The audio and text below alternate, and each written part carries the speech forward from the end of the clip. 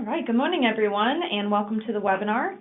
Today we're going to be talking about Facebook and how you can leverage it to promote your business and gain some prospects. So as per usual, I'm going to start with a little bit of housekeeping.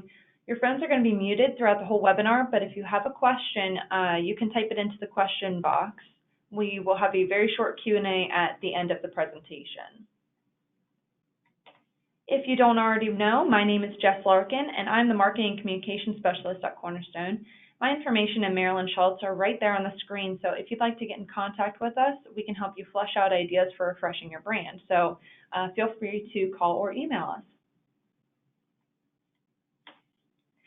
The 2019 webinar series are beginning to wrap up for the year, but don't worry, if you missed any of the webinars that we've hosted throughout 2019, you can still view the recordings for those webinars on the Cornerstone Resource Center, which is a one-stop archive filled with carrier product information, forums, guides, marketing resources, and more. So visit the Cornerstone website to check it out. All right, let's talk Facebook. What is it? How do I get started? And how do I gain followers? Before we get too into the weeds, we need to discuss where Facebook started and what it was intended to be in the very beginning. Mark Zuckerberg and his team launched the website in February of 2004 under the name The Facebook with the purpose of connecting students at Harvard. Zuckerberg was quickly accused of stealing the idea from other Harvard students who intended to create a very similar network called Harvard Connection, which was later turned into a lawsuit that was settled out of court.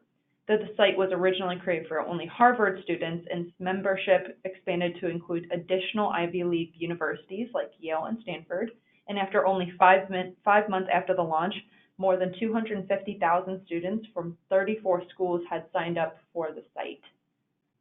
So now, Facebook is the third most viewed website on the internet today. It's an excellent platform for connecting with others and your clients.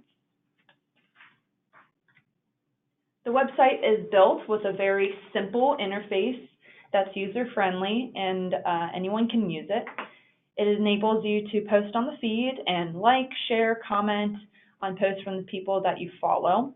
And businesses now use the site to interact and engage with their current and potential clients. It's a low cost or, for the most part, no cost marketing strategy that enables businesses to target their audience more effectively and drive traffic to their website. So this is best done if you have a website already in place for your business. But why should you use Facebook? According to a 2019 survey conducted by Pew Research Center, around 7 in 10, or 69% of total U.S. adults use Facebook to connect with friends, family, and now businesses.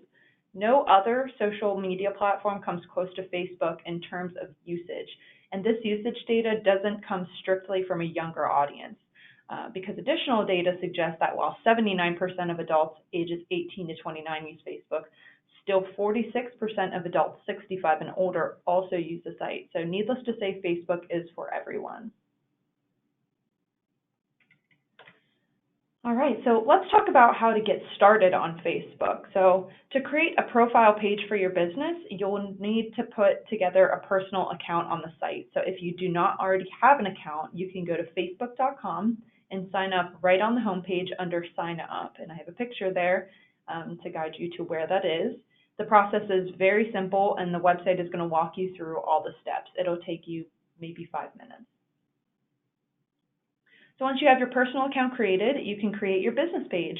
So all you do is log into your account and click Create at the top of the screen and click Page. This is where you're going to be able to create the actual business page, and it's going to give you 2 different options. So you can either make a business or brand page or a community or public figure page. So you'll want to create a business or brand page. So all you do is click Get Started, and Facebook will take you through the few simple steps to create your page. So it's going to ask you what the name of your business is, your business address, what kind of business it is, and you're pretty much set up from there. I created a fake page for Larkin Agency, which is my fake agency, so you can see what a business page actually looks like. While you set up your page, it's going to ask you to add a profile photo, which is this photo right here. And it's going to ask you to add a cover photo, which is this photo right here. For the profile photo, I recommend that you just use your company logo if you have one, and for the cover photo, consider using a photo of your business in action, a professional shot of your building or your team, or you can even just use a stock image from a site like Pixels, which is where I found the image that I have on my page. And we'll talk more about those resources that you can use for your Facebook page, like Pixels, a little bit later. It's important to note that your personal Facebook profile and your business page, those are two completely different entities. So let me explain. Facebook profiles are specifically for sharing personal information between your friends, your family, and your colleagues. These are for personal use only, while pages, on the other hand, are created specifically for businesses and brands to promote and track their engagement. So when I put together the profile under sign up, that was me creating my personal page or my personal profile. And then once I was in my personal profile, I was able to set up a page. Followers of your business page are not able to see that your personal profile is linked to your business page and vice versa. Unless you share posts from your business page on your personal page, no one will be able to find your personal account through your business page, so you don't have to worry about that. That being said, it's still important to continually audit and assess your personal profile to ensure that the content that you have there is professional in nature, just in case you would like to remain accessible to your clients through that personal page as well as your professional page. So for instance, any religious or political posts on your personal page may be seen as divisive. So if you'd like to continue posting with those topics, I would personally recommend setting your personal page to private, which you can do so by visiting your settings. It's a very simple step. All you have to do is go to the top and click settings, and it'll give you options to share your information only with friends. All right, so once your Facebook page is actually created, you want to take some time to make updates like adding a website, phone number, or address in the About section of your profile, which I highlighted on the left side of this page. So this is my business page right here, Larkin Insurance Agency. And on the left-hand side of the screen, when you go to that page, all you do is click About to input all of this information. So filling in those sections will actually help followers find you more easily. So I would recommend filling in a username so that you have a more simplified web URL that you can share with everybody. I would add in your email, a website, an About section, and as you can see on the right-hand side of the business page, you have an option to include a story. So you can tell people about your business and exactly how you got started, as well as include a picture. And that might be a nice little personal touch that you add to the page. Facebook also offers a number of additional features that will help you with visibility. So for instance, this is back on the home page of your business page. You can add a call to action button, which I have highlighted there as well. When you click on Add a Button, you will see a number of options that you can use to encourage followers to visit your website. So for example, if we choose Contact You, our followers can easily get in contact with us. So when I select Call Now, they'll be able to contact me directly by phone. So you can see those options. After I've clicked Contact You, I click on Call Now, and then I'm going to click Next. And then I'm going to fill in my phone number there, and then all you do is click Finish, and it's that easy. So now when people click the Call Now button, my number is going to appear underneath the button. So you can see Larkin Insurance Agency, and then my number there, which I've blocked out because that's my personal cell phone number. Okay.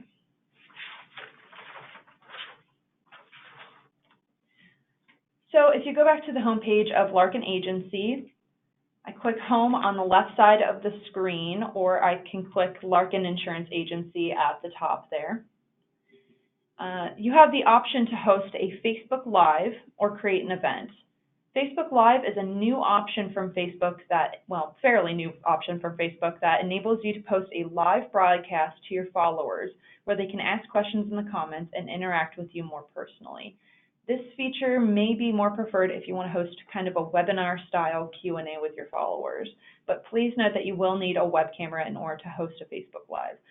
So if you wanted to host one, I would put out a post that says, we're having a Facebook Live on this day at this time.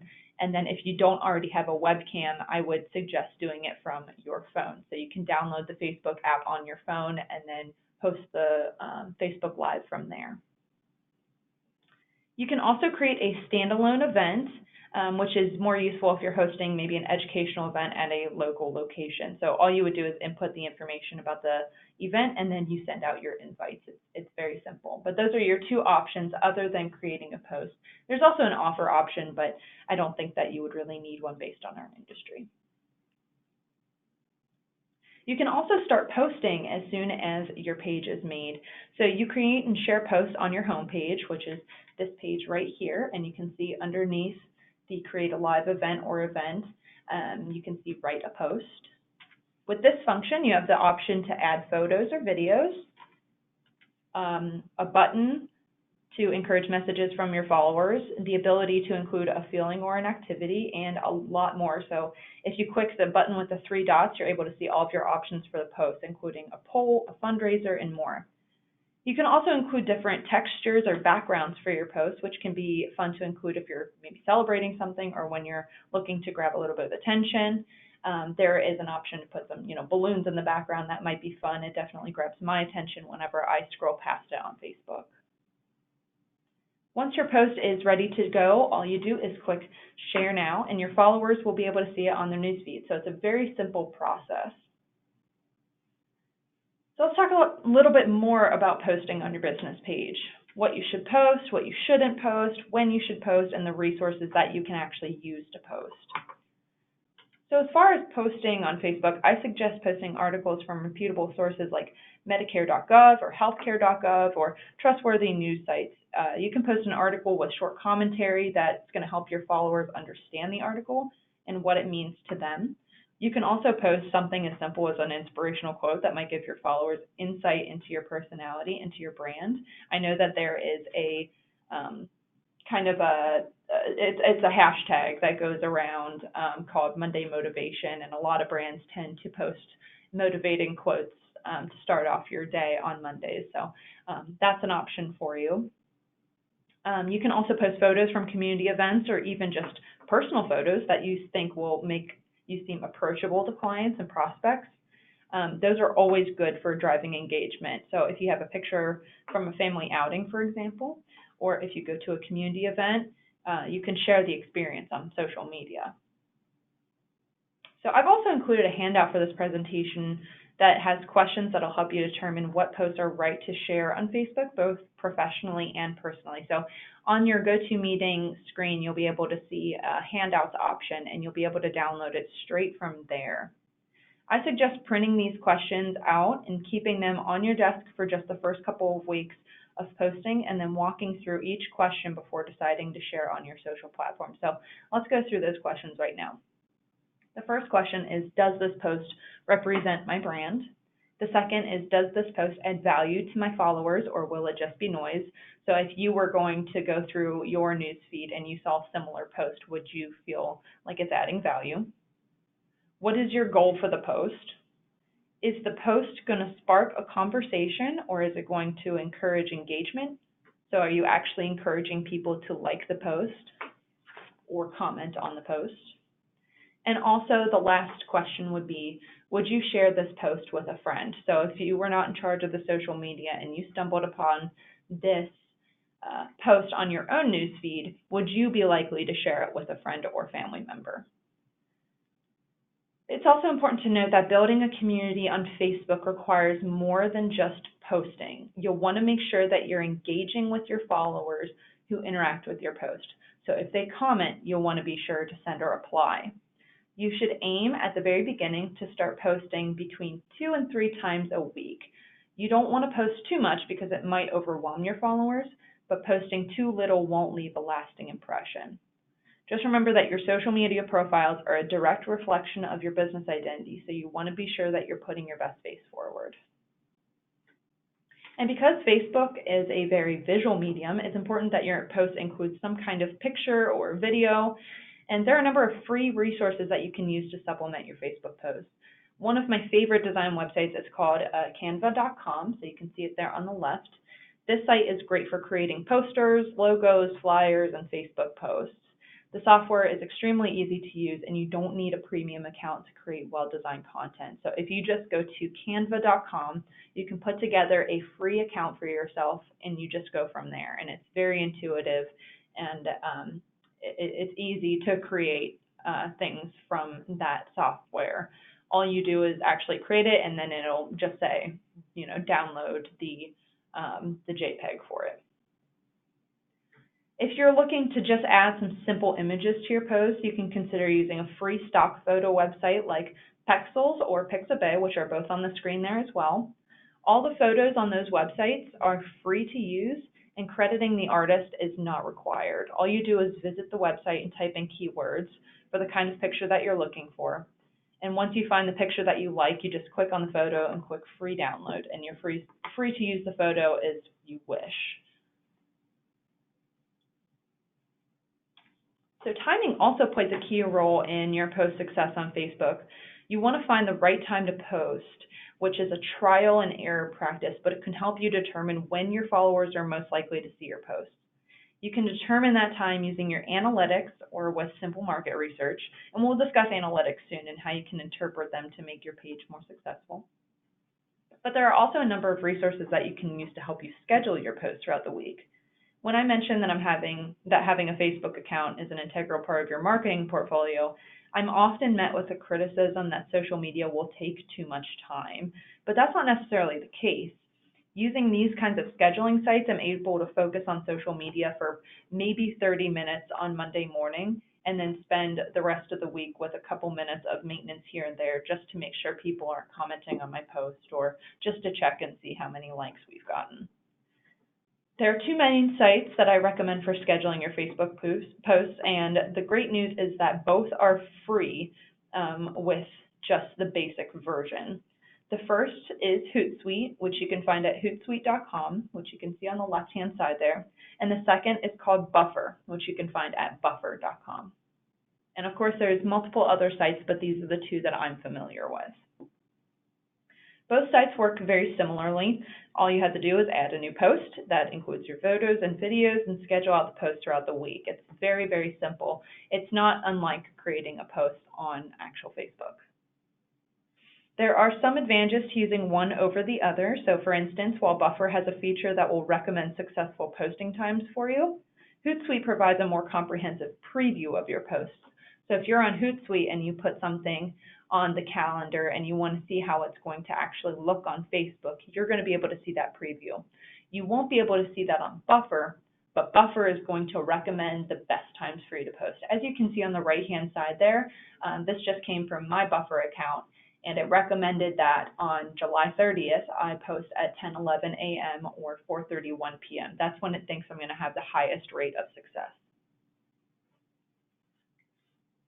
So it's going to really depend on the functionality that you're looking for. And when you're first getting started, I would recommend using whichever site is the simplest interface for you to use. If you'd like me to cover these sites more in depth in 2020, just let me know in the chat box to the right or in the survey following the presentation, and maybe we can go over it in our 2020 webinars. So once your page is set up and your posts are out in the world, it's time to think about your analytics or your insights. So to view your analytics, you go to your Facebook page and click Insights at the top. And Facebook Insights provides a detailed summary of your page's performance. And it tracks your page views, likes, post reach, post engagements, followers, and much more. And it might seem a little bit overwhelming, but I promise it's simpler than you think. It also gives you the option to compare your page to other pages that are similar to yours, so you can determine the success of your page. So if there's another agency, you will be able to see how their Facebook page does and how many likes they get and how many followers they have, so that you can kind of compare and see how you're doing in the scope of things. So after you make a post, and I would let it simmer for a little bit, maybe check the next day, but consider looking at your post reach, which is going to track the number of people who had the post on their screen. So they scrolled by it and they took a look at it. You also want to track the engagement, so how many people actually engaged with the post, either liked, commented, shared it, whatever. You'll want to check your likes and your comments and the amount of shares. And those metrics will help you determine through trial and error, like I said, what kind of posts you should be sharing, when you should share them, and what kind of content is going to bring value to your followers. This is the best metric that you have to determine that. So if your page views go up, or if your post likes are higher on a specific post, you'll want to consider either posting at that time again or posting similar information going forward. And I would try different things too. I wouldn't be put into a box just because one thing seems to be working. I would try, maybe you post a video of you, talking about a, short-term disability or something, and maybe that's going to get more likes, but maybe sending out a white paper about short-term disability gets even more likes, so that's going to encourage you to write more white papers because more people are interested in writing them. Though I will say that video does really, really well on Facebook. But one thing to remember with Facebook is that sometimes people are not in a position where they can actually listen to things.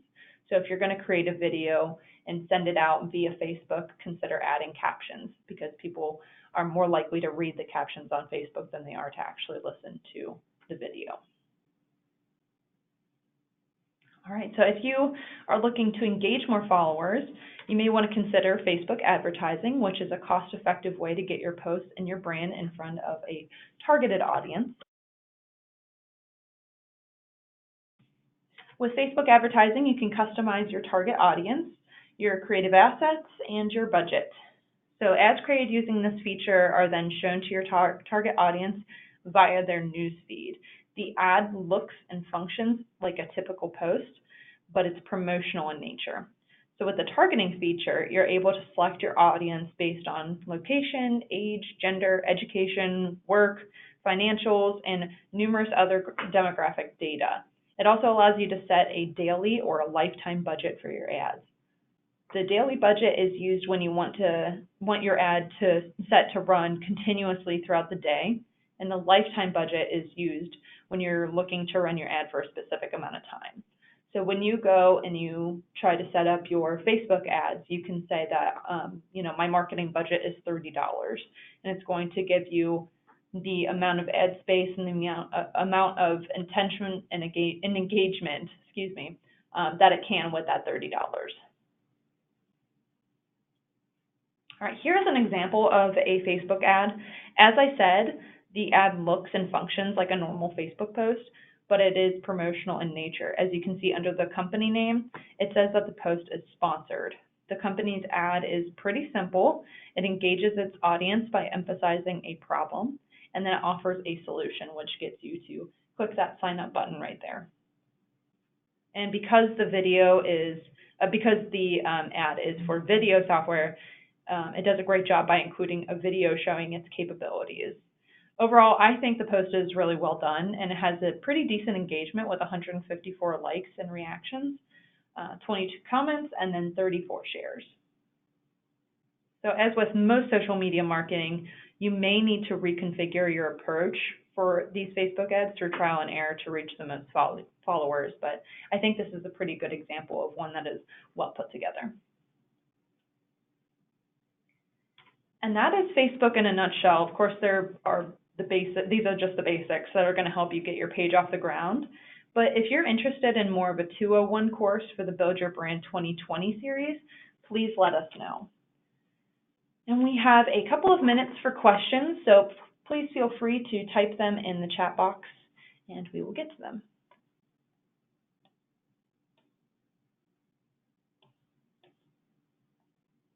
Okay. Now, one question, many of my clients may post things I find offensive or don't want to show up on my feed. On the business page, how do I make sure their posts don't show up on my feed? This has changed, I believe, over the years. I think in the past, you are able to let followers post on your Facebook page. I don't think that they can now. I believe if they can, there is an option to disable that and to not allow them to do that, because you definitely wouldn't be the first one to have those issues. But there are ways to make it a little bit more private, and that's the same with reviews. Your clients can post reviews on Facebook, so if they leave a nasty review, there are ways to go through and either reply to the reviews or to get rid of the reviews in general. Can you repeat the benefits of Hootsuite? Yes, I can. So this is especially important if you have multiple social medias. So if you have a LinkedIn and a Facebook and then a Twitter, or if you are busy and you don't see enough time to post on your social medias, Hootsuite and Buffer are great resources for you to schedule out your posts through the rest of the week so that you can kind of set it and forget it. So Hootsuite is the one that I use. Basically, what I'm able to do is every Monday morning, I'm able to go through and figure out what I want to post throughout the week, whether it's it's a white paper or it's a link, and I can schedule those posts throughout the week. And then the rest of the week, all I have to do is just check the likes, check the comments, check all that information, and just make sure that it's still going well. The difference between Hootsuite and Buffer is that Buffer is going to recommend the best times for you to post to get the most success out of those posts.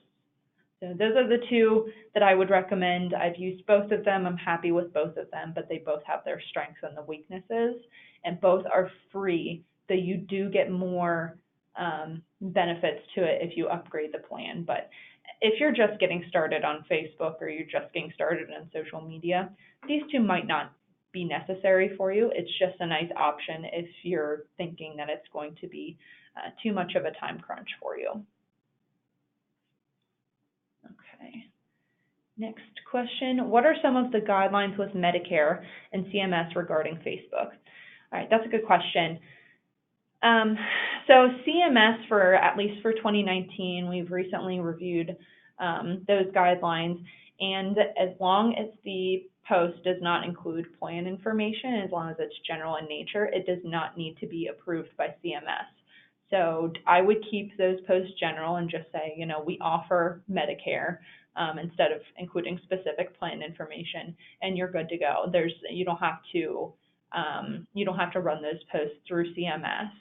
As far as people reaching out to you on Facebook, people are able to chat and send you a chat on your Facebook page. That's fine because they're reaching out to you first. So as far as CMS goes, as long as you're keeping everything general and you're not trying to reach out to people that are over 65, then you should be good to go. Okay, what is the value of Twitter to the 65 plus community? Is there a large presence of that demographic using Twitter? I would say no. I do believe that you should have a presence on your social media wherever you can. So that includes Twitter, that includes YouTube, that includes LinkedIn. I've seen a couple people using Snapchat. There were some people on Google+. I think that it's important to have a presence because social media usage does kind of ebb and flow. So some people might use Twitter more often later down the line, but for right now, Facebook is kind of dominating that community. But especially for the 65 plus community, I don't think that Twitter has a whole lot of hold on there. So it's not a necessary social presence to have. You just don't see a lot of people following, their agencies if they're that age on that platform. Okay, will this be posted at Cornerstone's website for reviewing in the future? Yes, it will. It'll be on the Resource Center, which if you go to crnstone.com, under Resources, you can find the Resource Center, and you'll have access to all of our 2019 webinars. So that includes the Individual Corner, Tech Tuesday, all the other webinars that we've done this year. They will all be out there. If you're looking to review this webinar, I would wait a couple days just because I had to get it loaded to YouTube and do all the fix-ups from all the things I may have messed up in the webinar today, but it will be out there by at least the next 2 days. All right, can you put up the screen that shows your contact info? I absolutely can. Hold on one second.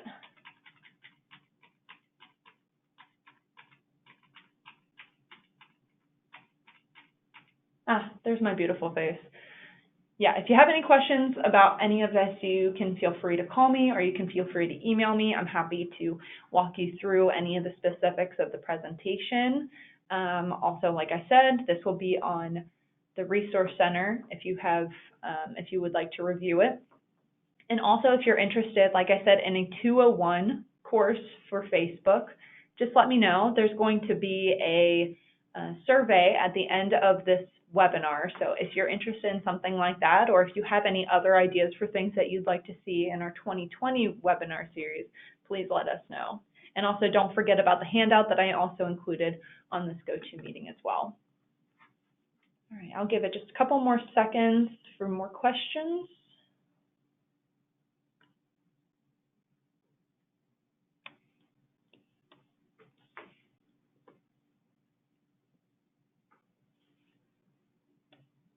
Okay.